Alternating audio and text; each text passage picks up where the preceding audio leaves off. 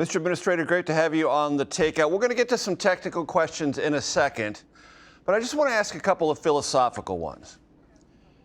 Baseline, do you think the country would have been better off had the Environmental Protection Agency never been created? The Environmental Protection Agency is filled up with success stories through the decades. My favorite announcement that I've put out since coming into the position 6 months ago was on the 100th day of President Trump's term in office. We released 100 environmental actions we took in those first 100 days. It is very important, and I think that Republicans to Democrats, conservatives, moderates, liberals across ideologies, parties, geographies, we want to be good stewards of our environment. We want to protect the environment, and that's something that we should encourage more of. Was there a time when the EPA was better at it than it was before you arrived? Listen, I haven't studied every month, every year, every administrator, every administration, but listen, if you go back and you look at the environment a half a century ago, collectively, you're looking at a whole lot of progress over the course of the decades with cleaner land, air, and water, thanks to the good work of the EPA. And there are these landmark laws that are on the books: Clean Air Act, Clean Water Act, Safe Drinking Water Act, TSCA, CERCLA. I happen to be doing this interview right now from a Superfund site in Connecticut, where they are on the home stretch of a massive cleanup. And this is the way I spend a lot of my days when I'm traveling to Superfund sites and brownfield sites and more. And in this case, we're on a Superfund site where the work started in the 90s, and the EPA consistently over the course of the years and the decades have been moving a project like this towards completion. So many success stories that Americans should be exceptionally proud of. And the other thing that I would say to Americans, and I've come across great career staffers at the EPA. I meet with them every day when I'm in headquarters. I'm out in the field with them now, like I often are around the country. By the end of this week, I'll have been to 31 states. And there are amazing men and women who have dedicated themselves to this agency and their work to advance the core mission of protecting human health and the environment. So Americans should continue to support and have great faith in all of the men and women who have been working so hard at the agency for a long time. Speaking of those men and women, Mr. Administrator, there was a memo from the head of the OMB, Russ Vought, calling for a 65% reduction in the workforce at EPA. How can it do the things you just described with 65% fewer people? Well, the 65% number that I've been speaking about consistently is that in 2024, the amount of money that was obligated and spent at EPA was over $60 billion. And when I came into this position in January, I had pledged that from year to year, from 2024 to 2025, that number would be down over 65%. It is important for us to be good stewards of tax dollars. We have found real estate consolidations, money to be saved with regards to grants, with media subscriptions, and the list goes on, where billions of dollars have been saved. And it's also important for me, whether it is today, it's next month, next year, whenever appearing before Congress, the media, the American public, that I'm able to answer for all of the money spent at EPA and about us implementing and executing what is a 0%, a zero tolerance policy towards any waste and abuse. I want to make sure that the agency is operating as efficiently as possible, and that is why I have often spoken about 65%. And as I have and continue to, what we have been focused on is that year-over-year savings, which we will continue to pursue savings wherever we can. If someone comes to it and they have an idea and they want to save $10,000 or $100,000 or $1 million or $1 billion, there's no number that's too large or too small to have that conversation and to pursue that efficiency. I believe that we owe that to the taxpayer. How many scientists have been fired or have left the EPA since January? Do you know? So at the beginning of January, when we came in, the number for the agency total, that, by the way, this isn't just scientists, this is all agency employees of all different types of occupations. The agency was just over 16,000. We are going through reorganizations of all of our program offices. We are going to end up, we're predicting around 12,500. When I first came in, people were asking me, what is the right number? What is the right sized number of the agency?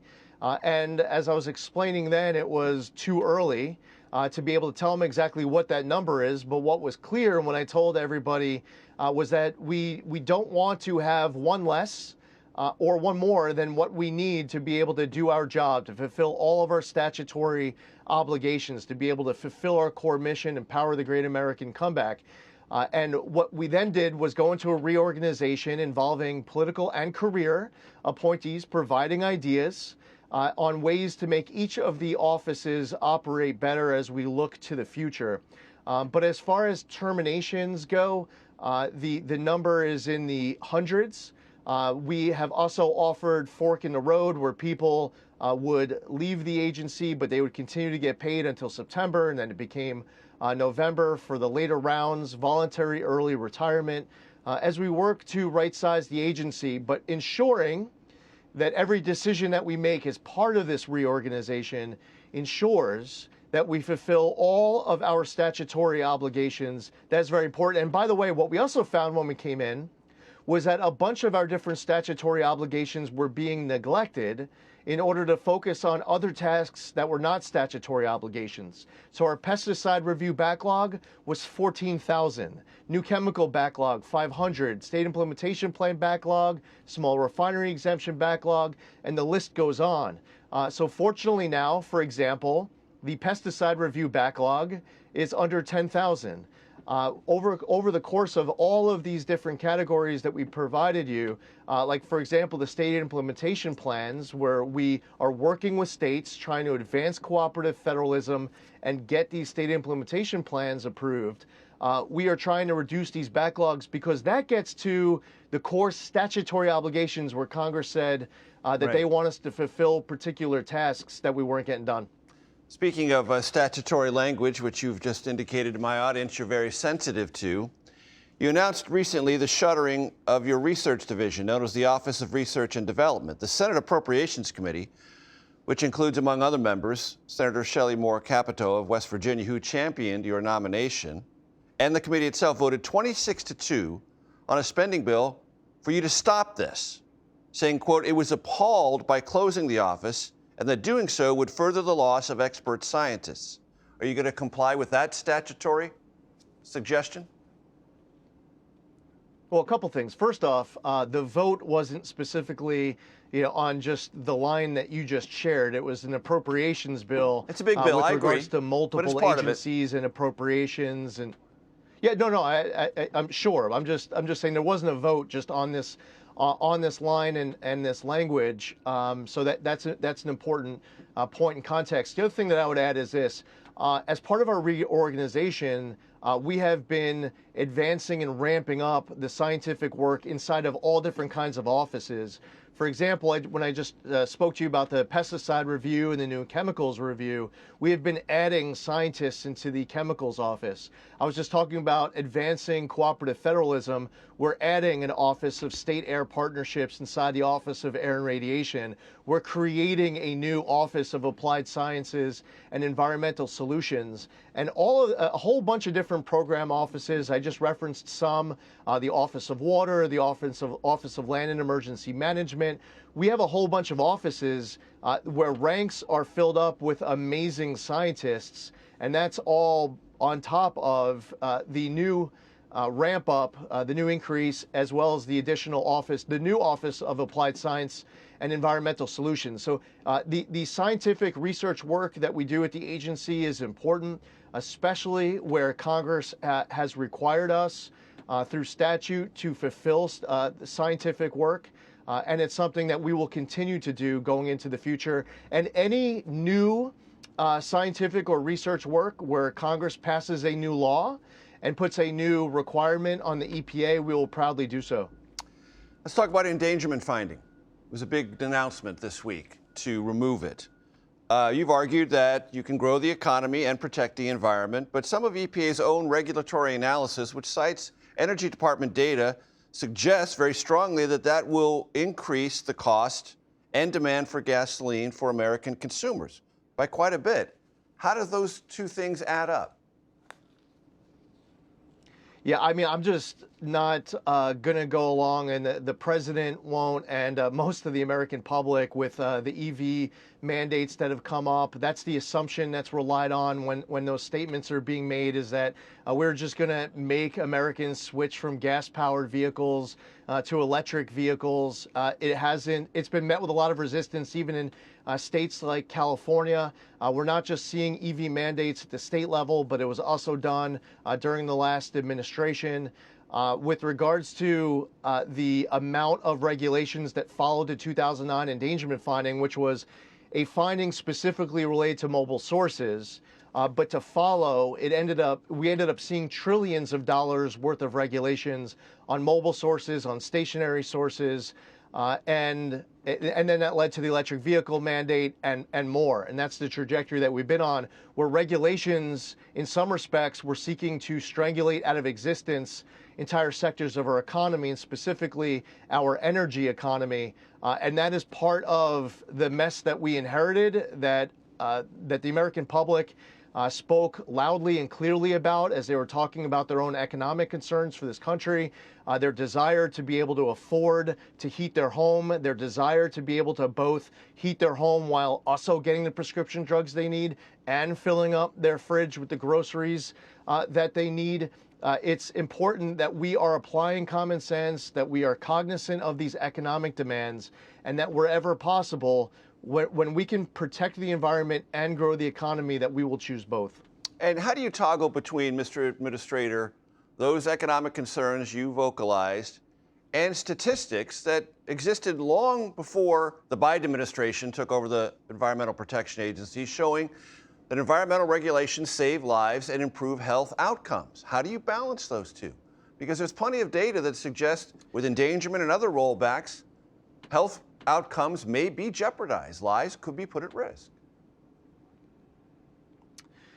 Yeah, so what ended up happening with the endangerment finding in 2009, while some like to very simply fast forward to 2025 and sum up the 2009 endangerment finding as simply as saying that they found that carbon dioxide endangers public health and welfare, that's not what the endangerment finding did. Back in 2009, while focusing on mobile sources, what they said was that carbon dioxide, when mixed with 5 other well-mixed gases, the greenhouse gases, that they contribute to global climate change. They didn't say cause, but they used to contribute. How much? They don't say, but it's just north of 0. We know that much. And then they say that global climate change endangers public health and welfare. Now, here's the problem. After 2009 and the endangerment finding, the Supreme Court weighed in cases like Loper Bright, West Virginia, Michigan, Loper Bright overturning the Chevron doctrine, Right. These decisions ruling with the major policy doctrine, that agencies can't be getting creative with statute, in this case, Section 202 of the Clean Air Act, and coming up with all of these many different mental leaps that are not included in statute, and then use that to create trillions of dollars of regulation and to get rid of entire sectors of the economy and put an EV mandate. Here's my message. If Congress wants the EPA to be regulating the heck out of carbon dioxide, well, they could put it inside of law. But even the endangerment finding itself in 2009 never individually studied carbon dioxide as an endangerment to public health and welfare. They had to do all these other mental leaps because they didn't have the science and the data to be able to make a direct connection. The other thing that they did that was different, when I mentioned that they were trying to combat global climate change, that was the approach that they took. The EPA never did that, and Section 202 doesn't address it. What was happening was, in the past, was that they were looking at local and regional impacts of the air pollutants, which many were specified specifically in the statute. But they didn't, again, in 2009, have the data, the science to be able to make that direct connection. And that's why they changed it up to try to go off of a global climate change angle, which has been in existence now for 16 years. But the Supreme Court has weighed in. Clean Air Act is very clearly worded as it relates to this point. And we are not going to be taking great liberty and being creative and trying to interpret the law however we want it to read, where there might be a vague language or ambiguity. We will take the plain language of the statute, and if Congress wants us to interpret the statute any way other than the reading of the statute, then they should amend the statute. Before I let you go, the Energy Secretary Chris Wright wrote in The Economist recently that climate change is a byproduct of progress, not an existential crisis. Do you agree? Well, I'm not familiar with that particular statement, although I've had plenty of conversations with the Energy Secretary about all of these different topics. And the Department of Energy is also, this week they announced, putting out to public comment a scientific research analysis on this topic where people can weigh in during the public comment period with their own opinion. As it relates to climate change, there were assumptions that were made in 2009 that actually proved to not be true come to 2025. There were some pessimistic views. There was a decision to make in 2009. Do we go with a pessimistic view for climate change? Do we go with a more optimistic view? And here's the good news. Some of the pessimistic views that were relied upon in the 2009 endangerment finding, fast forward to 2025, didn't actually pan out to be true. So what we can do now is have a conversation, hopefully an honest conversation, where we are relying on 2025 facts as opposed to 2009 assumptions, especially the assumptions that didn't play out to be true. And the last thing I'll say is this. There are some networks, there are some media outlets out there that took this week's announcement that I made, which is with regards to greenhouse gas emissions on mobile sources, and they can't help themselves but to put pictures of stationary sources, of power plants, and showing smoke coming out of a power plant. And I get why the false, inaccurate imagery is used to try to scare people.